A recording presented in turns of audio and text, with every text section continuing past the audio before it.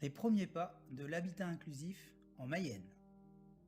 À mi-chemin entre l'habitat autonome et le foyer de vie, un groupe de 9 personnes a fait le choix d'apprendre à se connaître, s'entraider et se soutenir au quotidien, afin de limiter le sentiment d'isolement. Vivre en proximité, s'appuyer sur les compétences de chacun, partager des temps.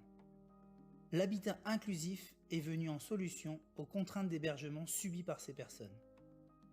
Certains vivaient chez leurs parents, d'autres dans des structures collectives ou encore des appartements autonomes où la solitude pouvait alimenter un puissant mal-être. Aujourd'hui sur Laval, soutenus par une animatrice de vie sociale, ils ont fait le choix de l'habitat inclusif afin de continuer à mieux vivre ensemble.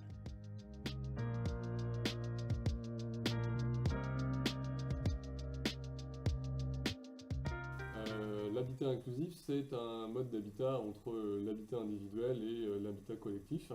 C'est du coup un projet de 9 logements sur le quartier de Théval, qui est un quartier de Laval, un peu plus excentré du centre-ville.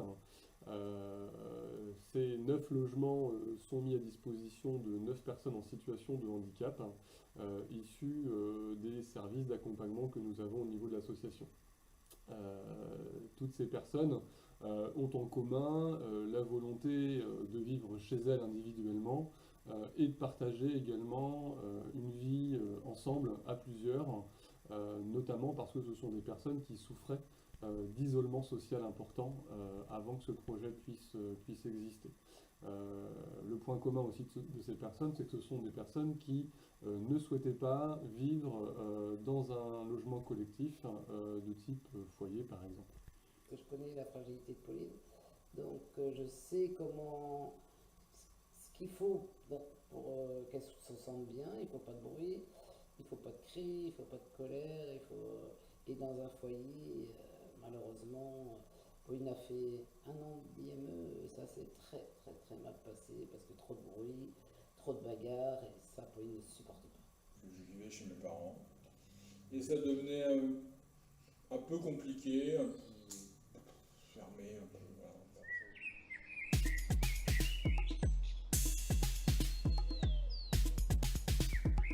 Le soutien sur place permet de sécuriser les habitants. Barrière automatique pour éviter qu'on rentre comme ça dans le logement. Et on a un badge qui est activé. Comme moi je suis absente la moitié d'année, j'ai trouvé ça beaucoup mieux, puisque quand même il y a une notion de sécurité qu'elle n'avait pas dans mon appartement. Voilà. Et puis bon, Pauline avait envie de faire comme ses frères et sœurs, avoir son propre appartement.